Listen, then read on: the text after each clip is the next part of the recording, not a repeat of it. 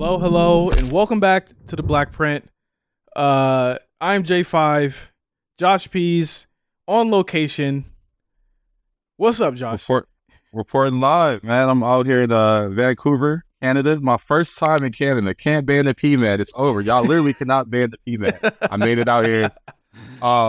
Definitely had a little hiccup on the way here, but What? you know, it let me.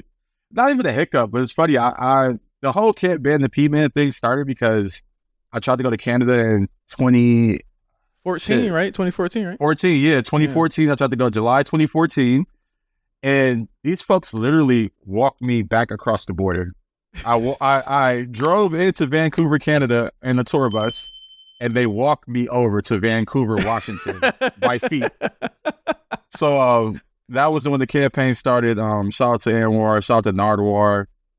He was a big proponent of the campaign. And yeah, man, I finally made it back 10 years later. I'm here for the tech conference. And I must say, a beautiful city. I'm really enjoying it. Now, are you speaking on it or? I'm just here, a part of a cohort called Ignite. Okay. Just it's funny, like not an official on main stage speech. Just speaking to a few folks. That's a part of this cohort as well. But I hope to one day speak on the main stage. I'm definitely inspired being here. Shout out to Ted and just what they're doing. I think, I've always watched from afar. It's something I put on just late night just to kind of be inspired and learn something new. Yeah. And I always felt like the topics were a little beyond me. A lot of AI, a lot of climate control, a lot of things that just resonated with me, but felt like it just was out of reach. Right. But being here at the actual conference, I see that these things aren't out of reach. They're definitely issues and topics that are relevant to my everyday life. And things that we should just be involved in and just have knowledge of. So right. I'm really appreciative of the experience. I'm appreciative of everyone who was out here. And I look forward to coming back. It's day 2, so I'm in between speeches and panels currently. But I have to come and represent for my BlkPrint family.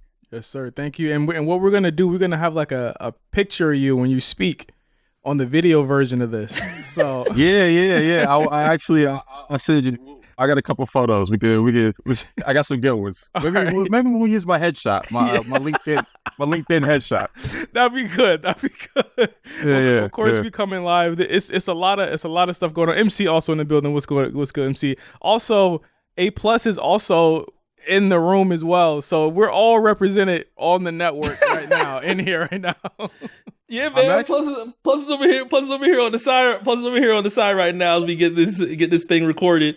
Things are going well though. I'm glad that everything has went well in Canada. I am interested on what I think it would fuck me up if I were to actually be in front of Nardwar and he would bring up like 9 different things that he knows of me from high school. That would actually kind of fuck me up. Bro, I don't know how he does it. So when I did make it into Canada, Casey actually did an interview with Nardwar. And Nardwar brought a magazine for me because he knew that I had a magazine collection. Mm-hmm. Yeah, so just like he's deep. He knows everything. And when this whole thing happened, I wish I still had the video, but he did like a little shout out video. Actually, Anwar probably a part of one of the wave episodes. He was like, yo, like, I think he said free Josh Pease or some shit like that. Oh my God. No, seriously, this episode's gonna be weird because this is gonna be the last time we're here in this area.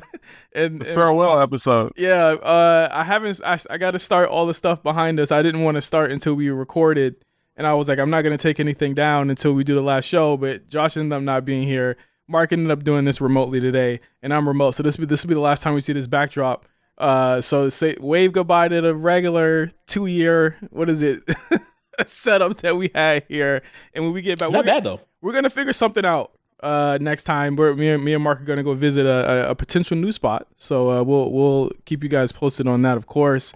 Have you ever taken a look back at our old video, when we were only doing video for B-sides? Nigga. How that place has gradually came up since then? Nigga, but how about when we were doing it in Josh's apartment? We were doing an episode in Josh's apartment across from I was going to say, yeah, there's been a lot of changes. So shout out to the BlkPrint, the printers, man. Y'all been really rocking with us for a long time, and see the progression, and it's only going to get bigger. Absolutely. So before we kick it off proper, we have agreed that this month's throwbacks when we get a chance to sit down and record it. We're doing Futures Honest. There's a lot of future talk this month. We figure we just go ahead and do Honest, right?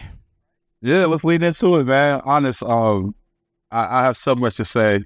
I'll save it for that episode. But shout out to Future, man, having a big first 2 quarters. Honestly, what is this, Q2 at this point? Yeah. I definitely don't want my guy, my GOAT, to get lost in the conversation. He kind of put a lot of energy into hip hop right now, man. What would we do without Future and Metro? Yeah, we got a lot of hashtag discourse. And when we talk about We Still Don't Trust You Later, we'll get into a little bit of that. We got a lot to talk about though. A lot of topics. Before that, Josh is in Montreal. I took a trip to Virginia over the weekend. It's a different place out there, yo. Virginia's different. Josh, have you witnessed just the gentrification of so many areas? Like you've witnessed it. Like what did you feel when you saw that? You know what, man? I've always been sounds ridiculous. You're a proponent of gentrification.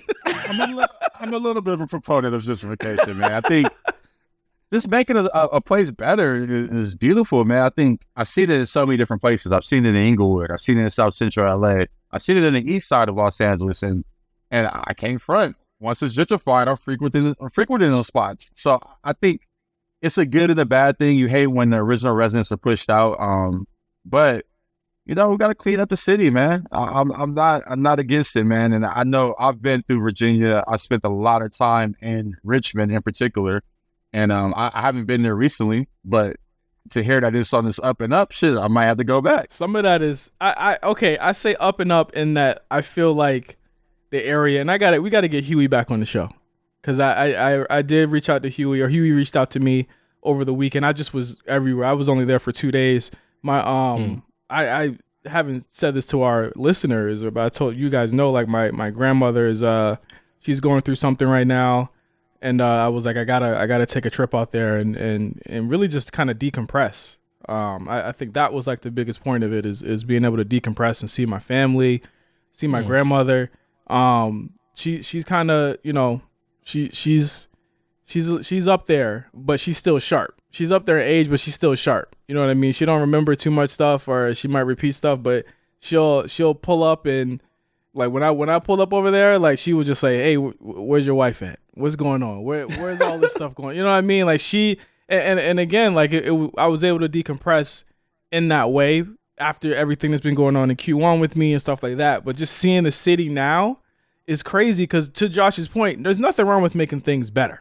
Like gentrification, I think that is the root outcome that everyone wants with gentrification. When you hear that word, you're like, okay, you make things better. It's become a pejorative at this point. It's become really a negative vocabulary word, right?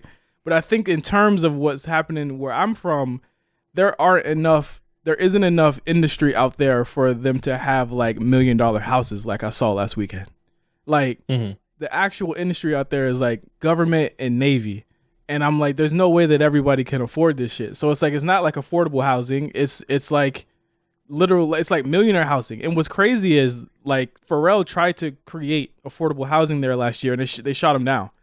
And I think that it's insane that they shot him down, but built up like 10, 15, 11 million fucking new developments out there. And I gotta speak on this, because like I looked at that and I was really disturbed, because I was like, you shot down every single affordable housing thing that he wanted to do last year, but you guys did this. Like, this shit's crazy. You know, it was also interesting that I did not know until recent. Obviously, the NBA season has been winding down, but the Washington Wizards were one of the bigger talking points at the end of the year, because I did not really keep up with their plan to relocate to Virginia within the next couple of months or couple of years or so. I saw the plan, the little graphic that they had, and the images that they were trying to plan for downtown Virginia. I was like, this kind of looks like you're building a lot of shit on top of the city. They tore the hood down. They tore the hood down. They tore all the projects down around the downtown area. To make that, right? In order to make it, they would have had to. They shut it down though. They shut that down. Yeah, and it was like 3 different arenas: baseball, NBA, and I think something else. I don't think it was for the Generals. The issue is though, like, we don't have an NBA team. We don't have an MLB team. We have a minor league team. We have an MILB team, the Tide. Yeah, and no one like barely anybody goes to those games. You know what I'm saying? Because it's not big time. Like, I'm telling you, it sounds crazy to think of right now. I had never seen a big building until I fucking went to New York for the first time. I had never, like, ironically, Plus is right there. I went to New York for the first time with A Plus, and I looked up and I said, damn, this is a real city. You know what I'm saying? Like, that's where I come from. So like for them to like be trying to like capture that feeling without people being able to make that much money. Like, listen, my mom works in the school board. You know what I'm saying? Like, that's like the big, like, it's out there. That's the top of the top of where you could be at, or working for the cops out there, or working for the government. Like, that's at the top of the top. But then you see, like, literally, like, Virginia, Josh has been there before. It's flat. Like, it's literally just a bunch of like trees and shit. They knocking them bitches down and making new developments. I'm like, bro, you can't. This shit don't make sense. Like, I really wonder what a bunch of people out there feel like, because like there's no nightlife out there either. Clubs, you can't really do shit like that out there. They've shut a lot of that stuff down in order to make what I believe is, like, I guess, the perfect society out there. And that's what disturbed me the most being out there. Other than the fact that, like, the food is really great down there now. Like, you might not be able to find somewhere to live and shit, but like the food in Virginia, like, Josh, we gotta go to Norfolk, bro. So many good soul food spots, like Latin American spots. They have everything out there now, bro. Yeah, I gotta pull it back up, man. My boy Mino, shout out to Mino. He's still out in Richmond. I definitely gotta go visit him soon. And thankfully, they cut down everything Wizards related, and now I think they're keeping it for the next 30 years or so. So it's a good thing that they keep that in DC instead of trying to make that out to Virginia. Because I don't think that would have looked really nice. Obviously, NBA expansion is still going to be a talking point. I just hope they keep it in the areas of Vegas and Seattle, and not try and get too fancy with this shit. It was never going to happen in Virginia. It's not big enough. They don't make enough money out there for there to be. It would be like a situation like people were upset about with the Warriors. It would be a Oakland to San Francisco type issue. It'd be the same as that, but like with way less money. Like it would literally be the same as that, but way less money. There's no tech industry out there. There's no industry out there that's not the Navy, shipyard, government job out there. Like, there's actual industry other places, and I just think that it's interesting. And I hate to get on my, like, civil bag here, but I just wanted to know, like, the thoughts on, like, seeing that, because I had never seen that. Like, I moved to LA as an outsider, so a lot of stuff that's changed. When I see a change, I don't have a reverence of it from the past like a lot of people do out here, you know? Yeah, man. I think the one positive though is that at least home still you still come home and you still feel a easing, like a nice sense of, you know, family and bonding. Like, some people come home and don't really feel that. They might get anxious and know of the family members that they're going to link with and yada yada yada. But to know that still brings you comfort is something that's good. Yeah, I mean, a lot of the same spots are there. Well, mostly, but like it just sucks to see. Like, I'm telling you, man, Military Circle Mall. I say plus about it, bruh. Military Circle Mall, one of the places I used to get sneakers from. Seeing that shit like gated off and they about to tear that shit down, it's sad to see. It really is, man. That was I used to work there at the GameStop out there, and again, like, it's just sad to see, man. So shout out to everybody in the 757. Shout out to everybody living and trying to make a living out there, because I see what it is. And, you know, if you're making your way out there, then I definitely salute you. And speaking of gates, Josh brought up Inglewood. Them gates about to come down in the fall. Clippers just had their last game at Crypto this past week. Yeah, Intuit is opening up. So I actually saw that Future and Metro, they put out their tour dates, and that's what they're playing. So Intuit Dome, man, it's happening. It's real. Do you think the Intuit will be like the new hot spot over Crypto for the next couple of years? I think it's going to be a situation like New York, where they do Madison Square Garden, Barclays. I think people are just kind of cycle between the two. I think Crypto is still that premier spot. Right. Intuit is just Inglewood, and trying to navigate Inglewood traffic and shows is difficult. And they haven't figured. I mean, honestly, they're going to have more parking lots, but I think that's still a problem that they're looking for a solution for. It's like that one big street. I forgot what the street was called. Harry? Yes. That kind of borders everything, and it's only like 2 lanes, and it's always backed up when you go out there. Like, listen, trying to get into Mania was hell. I'm pretty sure trying to get into the Super Bowl was double hell. And like it's crazy out there. And to Josh's point, it's like they're trying to make more parking lots, but it's like there's only so much you can have when these places can hold 70,000 people and 20,000 people, and at what point, like, if there's a big weekend and both of the SoFi and Intuit have some shit going on, it's gonna be gridlocked. You might as well not even go over there. Yeah, that's the thing I'm like afraid of, because there's been times where there's been stuff at the Forum even and stuff in that SoFi. So just seeing how they navigate that. I think, Inglewood is such a up and coming city, but I still think they haven't figured out the actual logistics of it all. Yeah, just putting shit in Inglewood. So maybe need to build some new roads or something like that. Not on a somber note, before we get to the negativity of the past 2 weeks, O.J. Simpson passed away last week. A guy that has a legacy that you have that it can only the laughter. It can only be because when you think of OJ, the OJ shit's funny because like everyone thinks of everything after his football career. So it's like it's after the football career. It's the case. It's the Bronco. But then, like, what's interesting about his legacy, is like he has other shit that happened after that. There was the book. There was the press shit, and then there was when he went to prison for trying to get his shit. What era of OJ do you talk about when you talk about somebody's history like that? And I think he's just like one of the most fascinating black people that have ever lived, yo. Yeah, no, he's definitely one of those ones where it's like, I mean, I can't wait for the OJ movie. Yeah. Like I know they've done shows and things, but the actual movie about his life is going to be Academy Award winning. Yeah. Like this guy was literally one of the best football players ever. Went to trial for murder, got off, and it was like one of the biggest moments in Black history. Yeah. Like literally, his lawyer became a superstar because of this.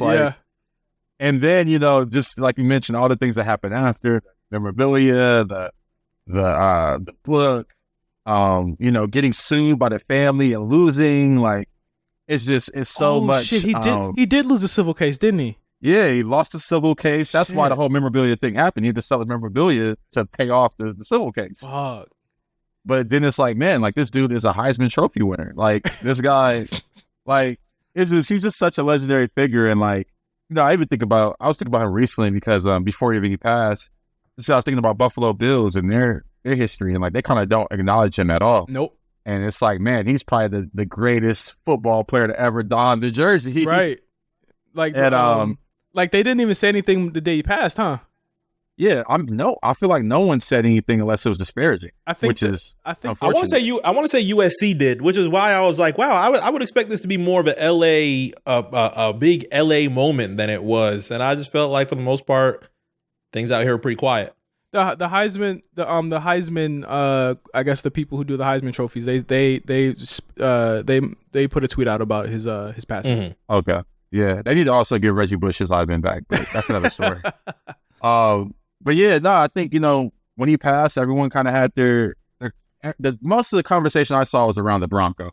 Yeah, and I'm like, damn, like I saw somebody Photoshop a hearse as a Bronco, like that's nuts. I'm just like, man, like let my dude rest in peace. Like he was acquitted, so I just think we got to give him that respect. I think the thing is that no one ever truly respected him after that, though. You know what I mean? Like I don't think that it was even like when somebody like passes away, they were a shitty person. It turned like remember when what's his name? Who was the guy who got captured in Vietnam? The old presidential candidate, was it McCain?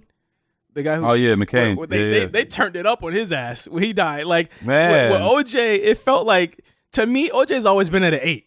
Like when you saw like the disrespect's always been an 8. So when OJ was on Cam and Mace's show, it was the disrespect wasn't different than it was 10 years ago. It was the same disrespect. I will say like I didn't see the disrespect get worse than what I usually see, but it's because like he's such a polarizing figure, bro. Like even when you see like such a like remember the People versus OJ that series that came out almost 10 years ago on FX that and it brought the conversation back around. I think that sparked more more discourse and disrespect on his name. You know what I'm saying? Because that was a reason where it was like, okay, he said I'm not black, I'm OJ. Jay-Z put it in a song. You know what I'm saying? Like like the disrespect for OJ to me has never been turned down. So I didn't expect it to go lower when he passed away, but I was shocked to see the people that did like the Heisman Trophy. Like, you know what I mean? Like they did say something. Like I will say that it was kind of cool to see some people kind of show him love. But again, it's a we talked about this with Kobe before on the show. We talked about this with R. Kelly on the show as well. Like it's a complicated legacy. It's a complicated legacy that you're not going to go. When that happens, it's gonna be a dark day. A dark day when he passed away. Like what? I mean, not to say that we want this to happen, but like, what do you mean by that, Mark? It's gonna be a get offline. It's gonna be a get offline moment. I don't think there's gonna be people that want to talk the positives. I think there's two people that is gonna be with that I think it might just be like okay, let's just stay offline because this is gonna be a celebration in the streets. It's him, and it's probably Vince McMahon. I put three. I say Trump too. That's another. That's the third. That's three. Yeah, that's three. Yeah. It's three. That's crazy. Trump is our president, or was our president. Yeah, Might be again, bro. But the thing is, though, Josh, his slander level is always at a 10. So at least you know when he died, it ain't going for the knob. Don't go further than what's already happened. That nigga, bro. Yeah, no, I mean honestly, you hit the nut on the head, Mark. I think it's gonna be a get off live moment. R. Kelly is going to be one where it's just like, I mean, he's convicted. So it's like, you kind of like, you at least have the warrant of it all. Yeah. But yeah, man, I just think you got to give, if you're not convicted, if it's a lot of accusations and no real truths are fact to it, you got to give people that grace, man. Like, I think it would be similar. I think it would be similar to OJ that like, if there was freedom, I think he would just end up being a punchline. Like I remember when Cam and Mace had him as their football correspondent, and complete innocent thing. They would ask OJ, "Hey, you listen to 90s hip hop, blah blah blah," and OJ would be like, "Yeah, man, I listen to a couple things from time to time." And Mace was like, "Oh, what's your favorite song? Protect Your Neck." So I was like, "Come on, guys!" And the joke went right over his head. I'm like, "He's way too old to get this. Like, he is going to be the punchline." And he obviously ends up being the punchline until his last day. I think R. Kelly ends up being the same way. Man, Mace got some fucking nerve. Mace be like, yo, I don't know how. I guess it wasn't big news for people outside the hip hop world, but some of the things that Mace touched on, like even just how hard he be going on the pause kind of thing. It's like, bro, you had a big pause moment in your career. Like, I don't know. Like, it's funny that it doesn't get brought up just because I think it was very much a hip hop thing. But yeah, Mace is crazy, man. He got some skeletons in his closet. He need to hush. Favorite OJ moment was when they did that documentary and he walked through the door and he said, then he started laughing. You really touching the waters with that shit, bro. I don't understand how that was as far as touch waters Hall of Fame. OJ was a nigga that touched the waters. He made a book called If I Did It. That nigga OJ crazy, man. Bruh, like imagine you are trying to beat like your girl. She's like, you've been cheating on me. I got the proof, and then you get off, right? And then, but it's kind of foggy. It's kind of foggy on the innocence. It's kind of foggy on the innocence, and you go through it and you make a whole text thread on if I did do it and telling them how you would have did it if you had to cheat on your girl. That's the equivalent of that. My thing is, I don't think he did it. I hope in his death that it comes out who did do it, but I think we won't find out until that person passes away. They said on his hospital bed, his deathbed, he said, "I did it, yo," and then he died. Could you imagine that though? Imagine if that actually was. Imagine if that actually was the occurrence though. I did it, yo. That nigga crazy. I think it was his son, but that's another conversation. You thought it was Orenthal Jr.? Yeah, I'm pretty sure it was his son. Inglewood sources. Is that an Inglewood? Is that an Inglewood source? Inglewood sources, man. All right. Inglewood sources. Yep. All right. Well, Brentwood source. Well, rest in peace to O.J. Simpson. Whether you're on one end of the spectrum or the other end, I'm on the end of he did the shit, but he got off and he's innocent. So what the fuck do I got to say about it anymore? Man, that's fair. Yeah, the glove didn't fit. The glove didn't fit because it was shrunk, bro. I'm not gonna get into it. We know why that glove was shrunk, though. We know why. But I think we need some Inglewood sources for our next topic. 2 weeks ago. Shout out to everybody that sent questions on our B-sides last week. A lot of Tim, Johnny Barnes, we're going to be opening up the lines for more questions. So if you liked what we did earlier this month, we're doing it again next month. Supersized episode, B-sides. Make sure you subscribe to the Patreon, $5 to do that. But speaking of Inglewood sources, since 2 weeks ago when we spoke, Future Metro dropped another album. And from that album, there's been more discourse. There's been more disses on the album.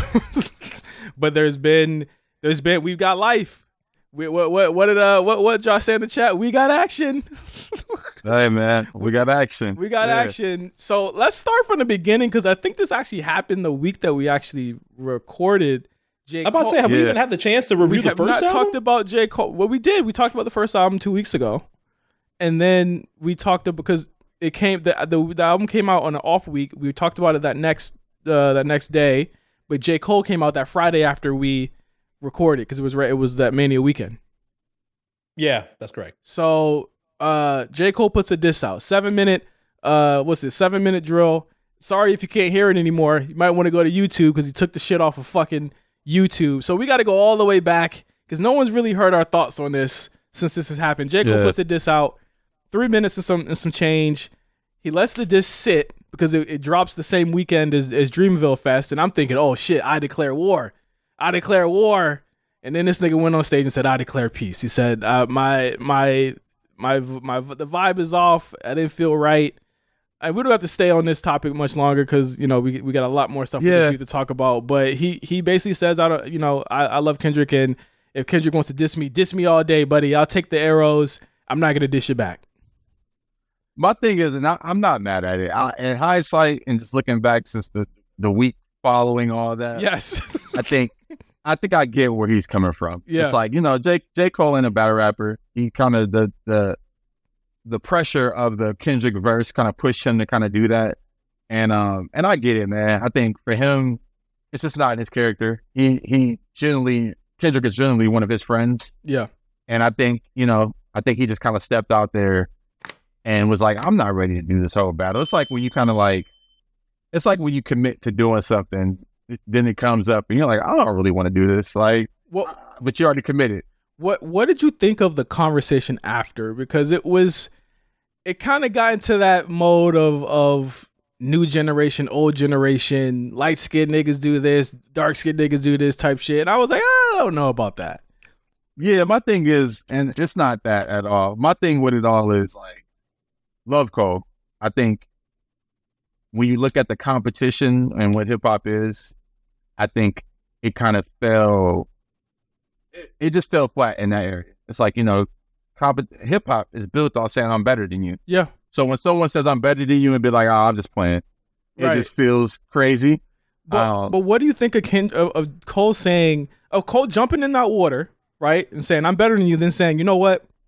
I don't want to be the type of rapper that says I'm better than you no more. Because I feel like when you do that, now you can't really say that no more. And like I don't have a problem with him doing that, but it takes you out of a key piece of this conversation in that the competition aspect of it is gone from you now. Now I can only look at you as a rapper now. Yeah, and that's the thing. I feel exactly the same. I'm mad that he took that stance because now you just listen to his music graded on a scale now. It's like all the goodwill he built up these last year and a half of just fire verses and even just like Crocodile Tears, fire track. Mm-hmm. When I was waiting for that to drop when he did the little snippet in the video, and now I listen to it after the apology and I'm just like even just having something on your resume that says the apology. It's like I damn near wish he would have did that in music form. If he apologized in music, wrote a fire verse where it's like, I think I would have felt a little bit better about it all. Yeah. But yeah, just to go on stage and kind of just kneel out. Yeah. Yeah, it just felt a little crazy, man. But it's weird that in this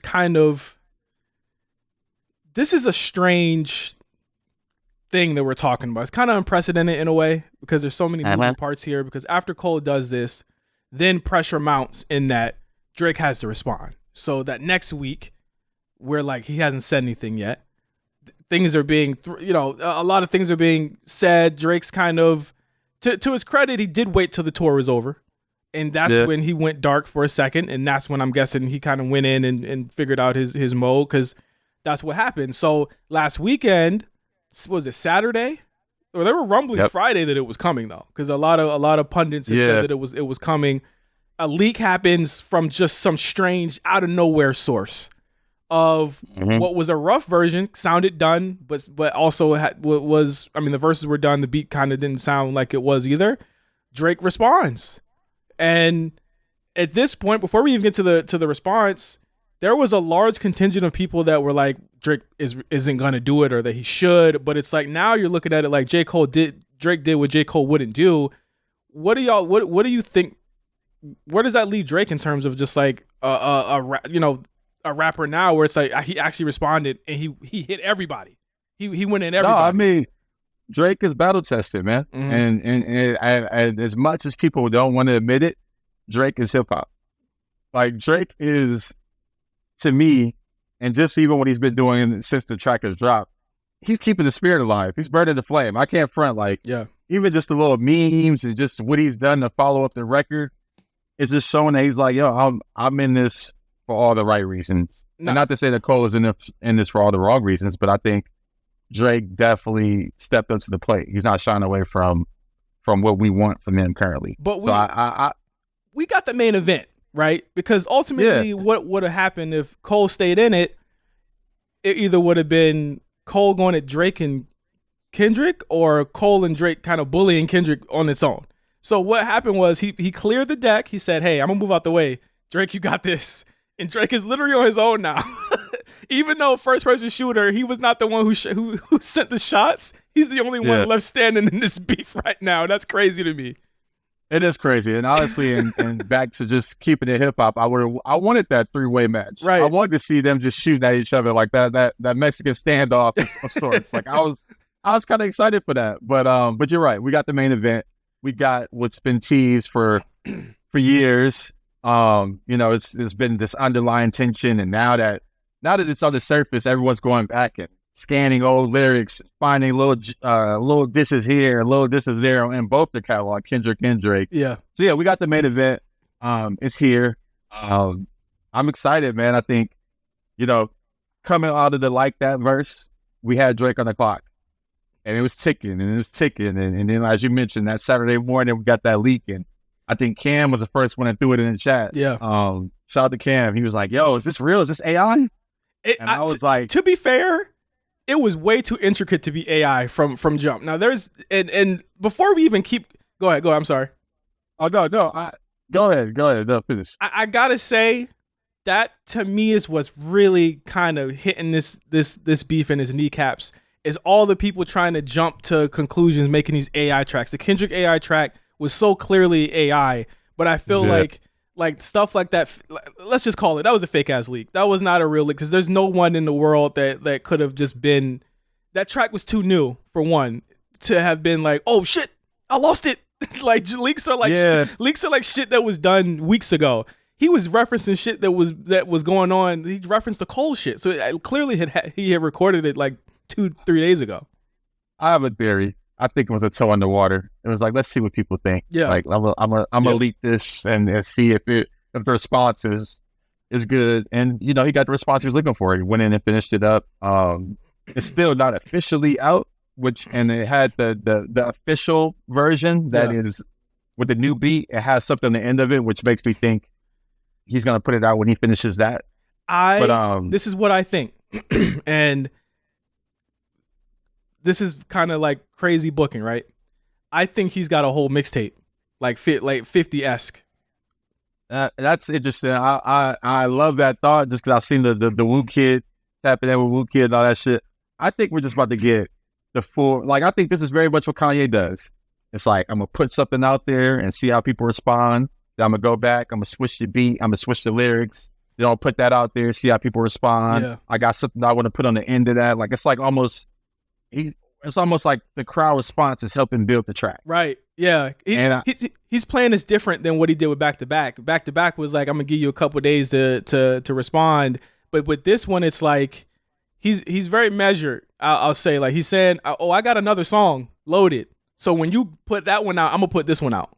From what I gather from this. Which is great, because I think, and this is why I think he respects his opponent. Mm-hmm. Like, he knows that Kendrick ain't just coming with just a verse. It's Yeah. gonna come with a full song, might be a video, might be 2 songs. Like it's a clip loaded. And I think I think he just there's a big level of respect right there. And I'm excited, man. Like this is the most anyone's ever talked about hip hop. So Yeah. I think, the last 5 years of this genre that we all love, this is the most exciting It's been slow. Yeah, it's and been slow. and if it has to, it's been slow. And this is we coming off the back of 2023 when it's like, oh, hip hop was on a decline. You're seeing like, no, hip hop is on the up and up. And even if there was a decline year, still the most powerful genre, still moving the culture. Everybody's talking about this. You turn on ESPN, they're talking about this. Mm-hmm. Like it's just everywhere. It's around us. I was talking to someone on my team that works in country music, and they're like, "Hey, can you explain this Kendrick and Drake thing to me?" And I'm like, "Yo, like, let me break it down to you. Like, this has just been like the Cold War of hip hop. It's been bubbling, and now it's on the surface." It's crazy to me, and I want to like make it clear here that like these are 2 15-year vets. You know what I'm saying? Like, ain't gonna be no it's over type shit. Like it's like we want to see him spar. I think. Yeah. If Kendrick loses, it's no knockoff of him. I don't think anyone looks at him differently. It's the same as Jay and Nas. They both remain popular, some more so when it happened. Here's my thing. There's no way for there to be a loser. Yeah. It's such a subjective thing. And to your point, they're both 15-year vets. No one loses. Like, I mean, arguably, Jay-Z lost the Jay-Z and Nas battle. And it's like, still had careers after, still have fan bases. The fan bases here are so strong that one side won't admit that the other is exactly. So it won't be a loser here. I think we needed this. We needed this for hip hop. They needed this. Do you feel like people were, and I think it's wild to even answer this question because I wasn't surprised. Do you think people were surprised that Drake responded and had so much venom behind what he was saying? No, because if you know Drake as an artist, Drake is petty. I think one thing that I looked at when I kind of was just getting into the mode for this battle was OVO Fest after the Meek Mill thing. Mm-hmm. And just all the memes and when he performed back to back and just the energy he had around that, it was like, oh, like he likes it. He's enjoying this. So I always thought he would respond back. I like how he kind of played it though. It was almost like I'm taking the high road, and then he came back and was like, no, I'm gonna shoot at you niggas, but I'm still in the high road. Like that line about like I'm at the top, I gotta hike down this mountain. Yeah. Like that personifies where he's at in this battle. And it's the truth. It's the truth. Like, I mean, getting into some of the lines, I know this is very throwblacks-ish, but there's a difference between a prince and a king, nigga. The size 7 line. I'm gonna tell you who. Go ahead. The size 7 line. When it's funny, I had spoken to someone who had heard the track before, so when the size 7 line came out, I was like, "Oh, that's definitely real." But if I hadn't spoken to that person, that would have made me think the record was AI, because that is such a boo-boo line. Yeah. I do a big step for the size 7. That's like, we can write that. That's the line we were writing. Drake's known for a groner. He's got a couple in this song too. Yeah, some groaners. With your pants, like, I'm like, come on. It's like a Bart Simpson bar. He's known for that, but I think that's why we love him, because he's always gonna have this isn't gonna age well, but it goes right now. But I'll tell you who he doesn't respect. Everybody else in this track that was not Kendrick, because everybody else got he slapped their hands like, stop it. Like, Future got what, 2 bars, 3, 4 bars on this whole thing. It's like almost 4 minutes long. I think he took it the lightest on Future, because I think he also, I don't know, man, I got a lot of thoughts, and I just feel like with Future, it's like you're not about to go against Future and like really disrespect him. Like, I just don't see it. Like, I think to his point too, Josh, Future is the person who said the least on both of these projects. He has had one song about it, and that was the intro to the first album, and he hasn't really said anything else since then. You know, it's funny, man. I listen to both these albums with such a lens now. I'm like, anything that's just talking about anybody is about Drake. Yeah, like, but it's still, even though We Still Don't Trust You, he says the name of the album and he says it, but it's in reference to a girl. Like, it's not even like he's talking about Drake no more. There's another song. This song is on the album. I'm like, is that about Drake? Like, I'm trying to think of the exact one. But it's like, I'm telling you, every single thing I hear, I'm like, is that about Drake? Yeah. No? All right. Like, it's a lens. He slaps him down. I think the Metro line, it didn't need to be more than what it was, because in the real version, he drops the beat out on that shit. And it's like, that's the line that everyone's talking about, because he drops the beat out. And he been going at Metro in a meme way. And I think that's probably like for the best, because it's like, he's not going to be able to respond. But like, Kendrick by far got the most. And I think that my predictions were wrong. I thought the future Metro were going to get it the worst on this song. And it ended up being Kendrick who got it the worst. Rick Ross gets a throwaway line, which leads us into the next point of contention here. Rick Ross jumping into the whole thing and kind of furthering, because again, Drake wasn't just responding to just those 4 people. He was responding to Rocky and Weeknd. He says a lot of scathing things about EXO on there. Like it was literally like the How to Rob, you know what I'm saying, of a light skinned nigga version of How to Rob. Like he hit everybody. I'm about to say, you sure you want to be in Canada right now? I forgot the city is hot right now. Hey man, it's actually very cold and chilly.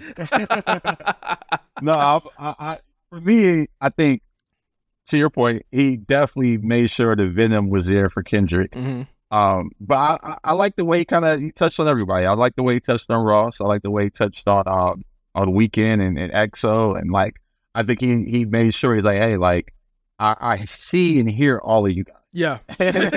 So I'm not mad at it. I think that the Ross thing is super, super interesting to me, because all Ross did was just listen to the song. But it shows you that there's some underlying tension there. Like this did just start in 2024. Yeah. There's been some tension there. And yeah, I'm not man, I like how Ross is playing it right now. I think Ross, out of everyone that he's like that's Spank. Out of everyone he spoke about, besides Kendrick, Ross is the only one who can play this game with them current. Yes. And Drake is being really smart about ignoring it. Yep. I mean, I think he mentioned, he posted the conversation with his mom, which was interesting. I love, shout out to the relationship him and his mom have. You just read those texts. I'm like, yo, if my mom texts me something like that, I would call her. Yeah, like, we wouldn't be texting back and forth like that. I think also I know it sounds bad now because they're going through their issue right now. I honestly think that Drake and Ross have the most reverence for each other and respect for each other, just from where they've been at together. I honestly don't see them beefing for seriously like 50 Ross type shit. I honestly don't see. I see them piecing it up one day. Oh, it's jokes. It's pure jokes for both of them. Like, they are purely jokes on each other. This is like a bagging session that is going public. Yeah, like I think that like ultimately like Drake's like because like I mean Ross don't diss Drake either, but he's like Ross is using this in the same way that Ross does everything in order to get more eyes on his brand. And if you look at it in that way, like he's not trying to win, he's not trying to like get in the middle. But I also think that like he's leveraging this to get more conversation on him, which he always does. I won't say that. I will say that Ross is having fun. It's like he recorded that 2 hours later. like he heard the song, and like he heard the song when we heard it, maybe in the morning, and he had his response out by the afternoon. So it's like Ross is bored. And he's like, yo, like, I'm bored. I ain't got shit to do. I'm going to engage. And since he's engaged, there's been memes. And I think he's playing the game that Drake is playing, but Drake ain't playing no more. Yeah. And again, like the conversation, the discourse, the third eye, prognosticating and guessing has been what it is. We're still waiting at this point. We don't know what's going to happen. I think that Saturday was, I will say this, Saturday was the most exciting that we've had in this game in a really long time. Like that verse was like a 8. This was like a 15 because it was like, again, he responded. You know what I'm saying? Like, you know, it's crazy because it's funny, man. I think people like that verse wasn't that great. Like that verse wasn't. I just, that's the discourse I hear. They're like, oh, it's not as good as as the song that Drake put together. And it's not. But I feel like for me personally, I always respect the catalyst. And when I look at like that, and I look at it 3rd week on the charts, Billboard 100, like I don't think we've ever had a diss song ever do something like that. So like, I think they're both at a 10, maybe at an 11 for both of them. And be clear, Like That is just a verse. It ain't a diss song because Future's not even talking about Drake in the song. No, I love Future's verse too. If I lose my diamond in the thread, I'm like, he going off. Bro, that Josh, you don't hate that though? That people look over that great ass verse and go straight to, because I'm being real, niggas skip over that verse. I mean, I don't know what niggas is doing. I know what I'm doing. You just said niggas hated the verse. You just said niggas said the verse wasn't that good, Josh. I mean, I don't care what niggas is doing. I like every part of that song. I like how it start with the stutter, and I like Future verse. I like Kendrick verse. I like how it ends. Their beat breakdown at the end, that show going fucking crazy, bro. Like that shit's just a dope song to me. Like I even just talking to some friends about the tour. Like I'm gonna start a riot when they play that shit. Like. Yeah, you got invited to the tour, Josh. You got your comp tickets, bro. You know, I'm front row. Yeah, I'm front row backstage. Yeah, I'm all over that motherfucker. I don't even know if that's a BND, bro. I don't know what that is, bro. That's a different type of influence, bro. I don't know what that is. Hey man, I'm just excited for the genre, man. I think we are having a revival. Revival. Shout out to Metro and Drake. I mean, shout out to everybody. Metro, Drake, Future, Cole, everybody. Shout out to all parties involved. Ross. I think, this is what we needed, and I'm glad that you guys are making excited again. I hope this inspires the next generation. I seen Simba say something about Cole. I saw Kaz respond bad. I know, Josh. I'm just saying, like, I'm seeing the activity, and I'm like, even if it isn't up to par, I'm seeing the activity. Wake me up. Where you at? Wake me up when Cardi says something. Wake me up when the thing with the young rappers too is that like they be killing each other too much, bruh. Like I hate to sound like one of them niggas, but like they don't take it to the bars. They be like trying to really kill each other, yo. Yeah, I've been trying to get into Baby Kia, and I just saw something with he got robbed for a chain or some shit. There was like a little video or something of it. I'm like, oh man. Why couldn't we get instead of niggas just calling Gunna a snitch or some shit, just get on the track and y'all just go at it bar for bar. You know what I'm saying? Like why couldn't it be that? You can't do that no more. This is rare. And I'm real. I don't think that we'll see this ever again because we don't have two artists like Kendrick and Drake. We don't. We really don't. It's two goats going at each other. So however this ends, win or lose, I think we don't got that many more rounds between these two anyway with the amount of time they're waiting between them. But we got to appreciate this while we still got it. No, you're right. You're absolutely right. And I'm excited. I just got to keep saying it over and over again, man. I'm excited to see what the next steps of all this is. And I'm not even just talking about the diss tracks, but I'm talking about just the energy it's going to put into the game, man. I think, for me, as a fan and a spectator, if I feel some type of inspiration from all of this energy, I'm just imagining what the rappers is feeling. Like I'm imagining how Smeedo is feeling. I'm imagining how Jid is feeling. I'm imagining how Gunna, Baby, like you kind of see it. You see, Baby just dropped a snippet. Yeah. Even if you like it or don't, I know we've been talking about that. I liked it. I think I'm excited to see what the next steps of all this is. The energy just around the game is pulsating, and I want everyone to take the baton and run with it. Yeah. Who you about to diss? You talking about as motivating? Who you about to diss? Mark? Y'all, hey, you man. No, not even. Honestly, you and Mark been going at it. You and Mark been going at it all week. Mark been real. Hey, I've been going at it with everybody, man. It's funny enough. Like I like this. I love this energy and conversation, and like anyone I've been talking to these past couple of days, don't take it personal. I'm just a fan of the game, man. I love the game Josh, too much. It's different when you talk though. It's different. Just admit it. It's funny, man, because it's not just Mark. It's like homie Matt, money making Matt. Me and him was going at it around the Cole shit. Like, and it's funny because it's like you trying to speak to Matt about Cole shit. Of course, y'all gonna go at it. No, it's just like it's funny. It's just funny because it's like for me, these are people, you included, I argue about with anything. We argue about the Lakers, Heat. We argue about sport, all type of shit. So it's like to argue about hip hop with you guys, it's just special, man. I love it. I love this game too much. Like it makes me excited. Like if you can see me right now, I have the biggest smile on my face. I love this shit. Well, shit, we need to get more of these. Shit, Pusha T jump in. Actually, don't.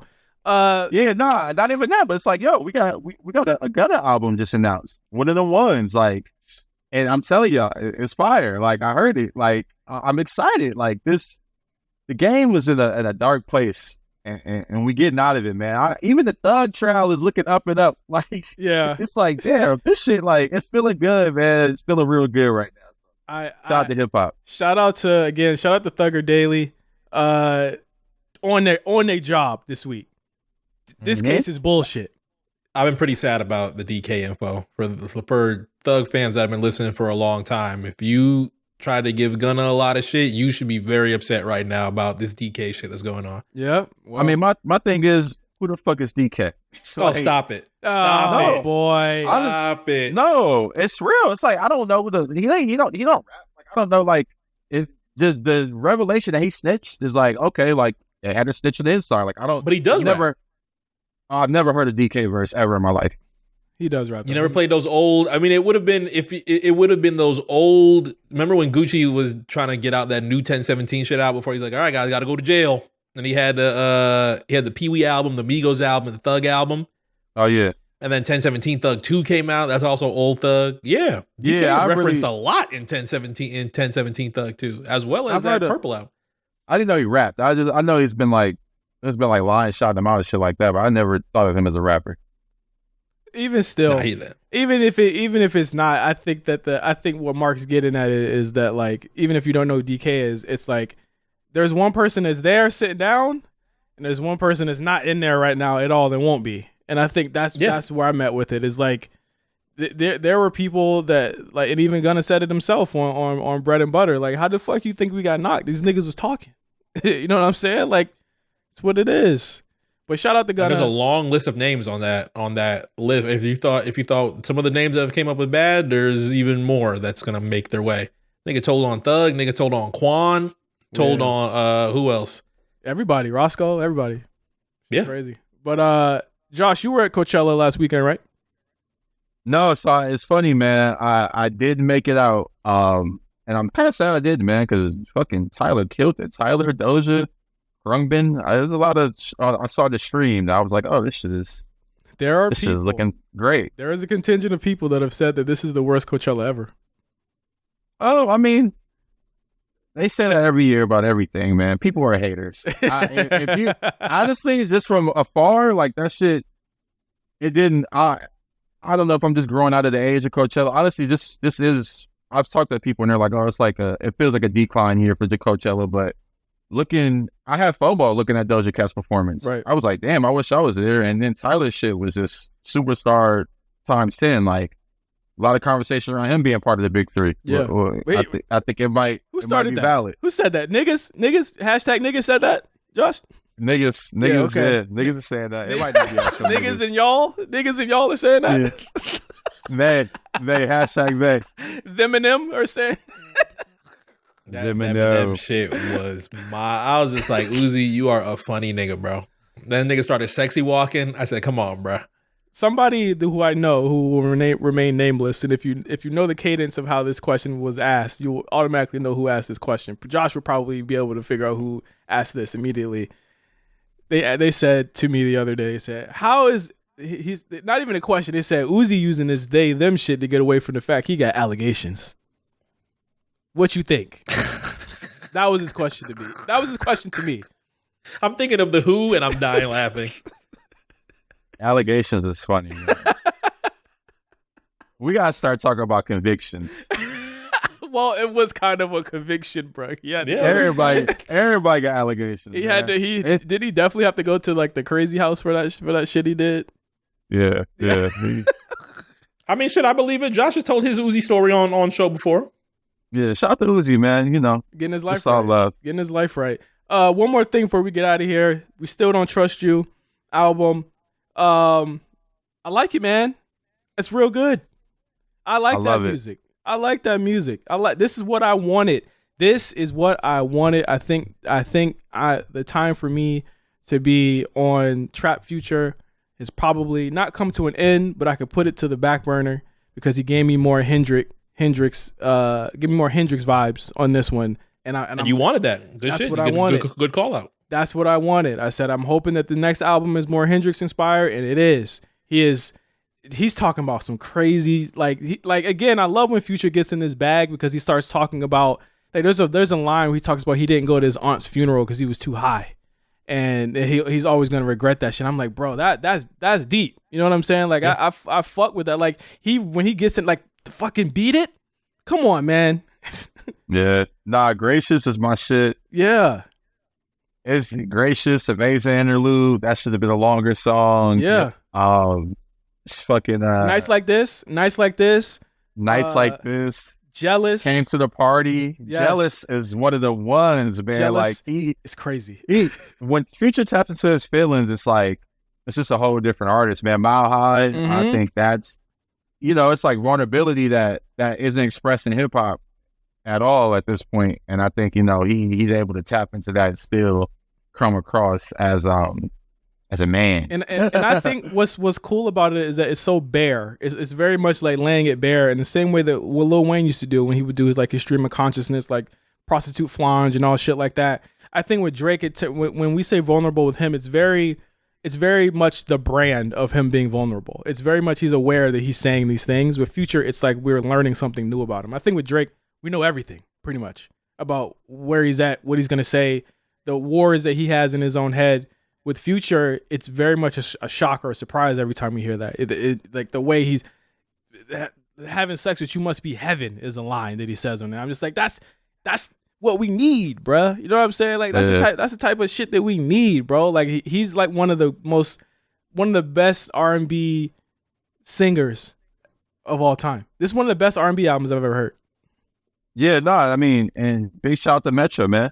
He laid the palette for this. He made them drums. Hey, I'm telling y'all, man, like, there needs to be a conversation. Metro Boomin, like, he's our generation, Quincy Jones, Dr. Dre. Like, I stand on it. Like, he is one of them ones. Like, you come to Metro, you're going to get you a fire-ass album. You're going to get you a fire-ass song. You're going to get you, and it's not going to be, it ain't a sound. It's not like you can go to Metro and be like, oh, the Metro Boomin sound. The Metro Boomin sound is expansive. He could do almost anything. Yeah, he's on his Kanye shit on Still Don't Like You. He's on his Kanye. I said, this is like 03 Kanye inspired. This is, and very much his own type of thing, because Kanye wasn't fucking with 808s like the way that Metro does. Like, he got the samples like right. You know what I mean? And Metro was somebody that he was a producer that up to like maybe a couple years ago wasn't really sampling that much. And when he started getting into that shit, he was out of there.